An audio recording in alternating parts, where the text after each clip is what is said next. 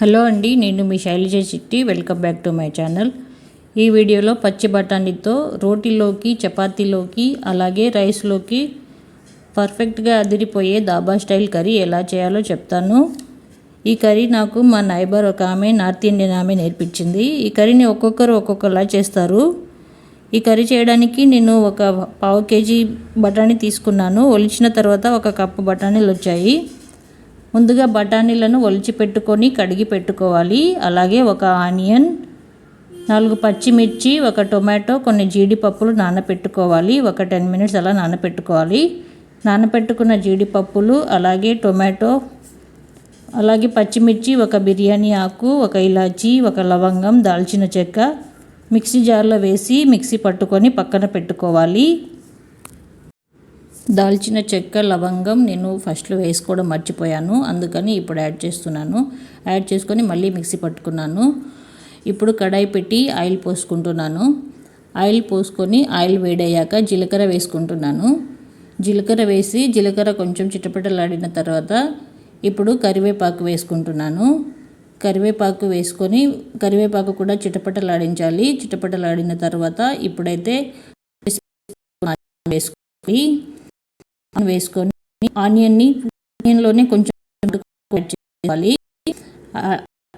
వేసుకోవడం వల్ల ఆనియన్ అనేవి తొందరగా మగ్గుతాయి. ఆనియన్ కొంచెం కలర్ వచ్చే వరకు గంటెతో కలుపుతూ ఉండాలి. గంటెతో కలపడం వల్ల అడుగంటకుండా మాడిపోకుండా ఉంటుంది. ఇప్పుడు ఆనియన్ కలర్ వచ్చాయి చూడండి. ఆనియన్ కలర్ ఇలా వచ్చిన తర్వాత ఇప్పుడైతే బఠానీలను యాడ్ చేసుకోవాలి. బఠానీలు యాడ్ చేసుకొని మొత్తం అంతా కలిపి మూత పెట్టుకొని బఠానీలు మగ్గనివ్వాలి. బఠానీలు ఒక 5 నిమిషాలు మగ్గిన తర్వాత మొత్తం కలిపి కొంచెం అల్లం వెల్లుల్లి పేస్ట్ని యాడ్ చేసుకోవాలి. మూత తీసి అల్లం వెల్లుల్లి పేస్ట్ అయితే యాడ్ చేసుకుంటున్నాను. ఇప్పుడు అల్లం వెల్లుల్లి పేస్ట్ యాడ్ చేసుకొని మళ్ళీ ఒకసారి మొత్తం కలిపి పచ్చి వాసన పోయే వరకు ఉంచాలి. మధ్య మధ్యలో మూత తీసి కలుపుతూ ఉండాలి. మరీ ఎక్కువగా కలపకూడదు, ఎందుకంటే బఠానీలు పగిలిపోతాయి.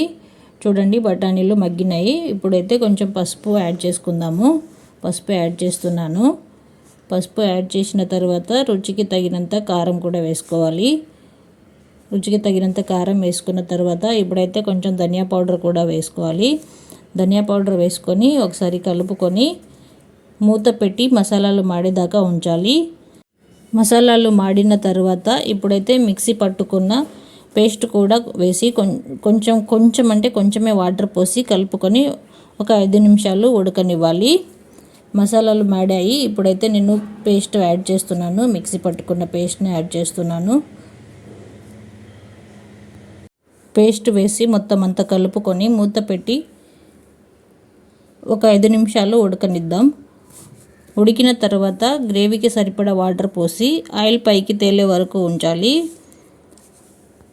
ఇప్పుడు చూడండి, ఆయిల్ ఇలా వదిలి ఇలా కన్సిస్టెన్సీ ఇలా ఉన్నప్పుడు ఇప్పుడైతే వాటర్ యాడ్ చేసుకోవాలి. మీకు గ్రేవీ ఎంత కావాలో అంత వాటర్ అయితే యాడ్ చేసుకోవాలి.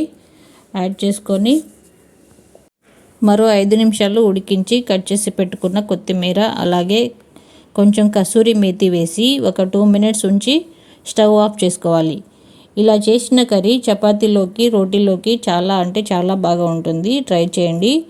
మీకు ఎలా కుదిరిందో నాకు కామెంట్ సెక్షన్లో కామెంట్ కూడా చేయండి. అండ్ మరిన్ని వీడియోస్ కోసం ఒక లైక్ అండ్ సబ్స్క్రైబ్.